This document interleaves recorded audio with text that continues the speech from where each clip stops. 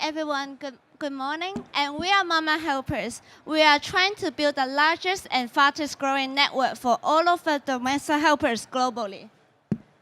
So we established our platform in September 2017. And now we have more than 200,000 members in our platform.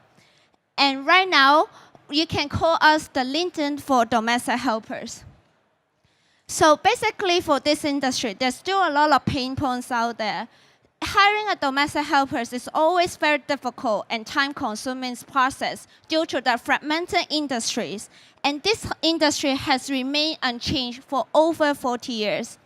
And many players are trying to disrupt and improve the industry.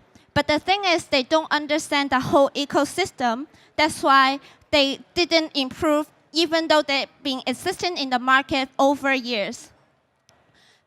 In contrast, for us MamaHelpers, just within 3 years, we have already grown the larger database compared to all of the competitors combined online, just 3 months. And from our app, we connect employers, helpers, and employment agency. And from our website, we actually act as a CRM system where all of the employment agency can source the domestic helper from our data pool, as well as they can utilize our product and tool to digitalize the employment contracts for each of the domestic helper. We continuously growing our helper supply to maintain our competitiveness in the market. Domestic helper has become the main necessity for most of the major cities across the globe due to the working couples and aging populations. Especially in China, they actually opened up the market by the end of this year. And we have already secured many big partnerships in China already. And our business model is quite simple. We have B2C model, which we only earn commission from each of the transactions. And we have B2B model. We earn the monthly subscription fee from our business partner. And MamaHelpers is building up the whole ecosystem, leverages the database and brand with the remittance company, travel, telecom company, consumer goods company. And now we have partnered with PLDT, which is one of the biggest telecom company in Philippines. We drive the users together in Philippines. And MamaHelpers has been featured in many leading media across Asia. And we have received a lot of significant support from Hong Kong government, Philippines government, and then the whole community. And this is our team. We believe we are the PhD in MamaHelpers because all of us are passionate, hungry, and determined. We hope that we can drive our users to 1 million by the end of this year and continuously to provide the services for all of our community. And now we are looking for more partnerships and investors for our Series A fundraising and more talents to join our team and more media exposure. If you are interested in MamaHelpers, just call me out. Thank you.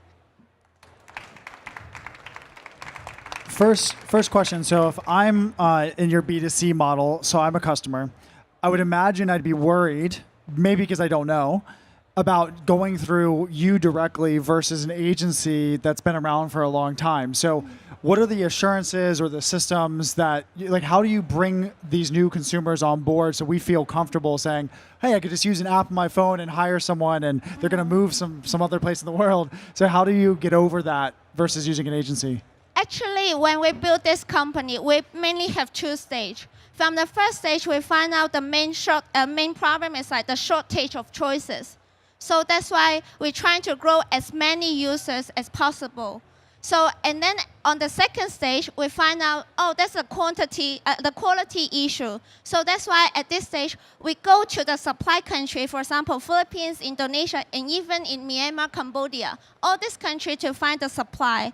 And we partner with the local training school and then tell them what standard we want. We want to partner with them, and hopefully they can train with our standard and syllabus. And now they're actually starting out all this training. and now they're supplying all these trained candidates to our platform. So later on, I mean within 1 or 2 months, you will see some qualified or trained candidates from our platform. So that's why we want to build up this platform, not just quality, but also quantity in this stage, to try to fulfill the needs for all of the customers in the market. What's your business model? Do you have a subscriber model, or is it like, I pay and I get the service and then we're done? So as I just mentioned, we have a management tool for our partner agency, no matter from the supply side or demand side.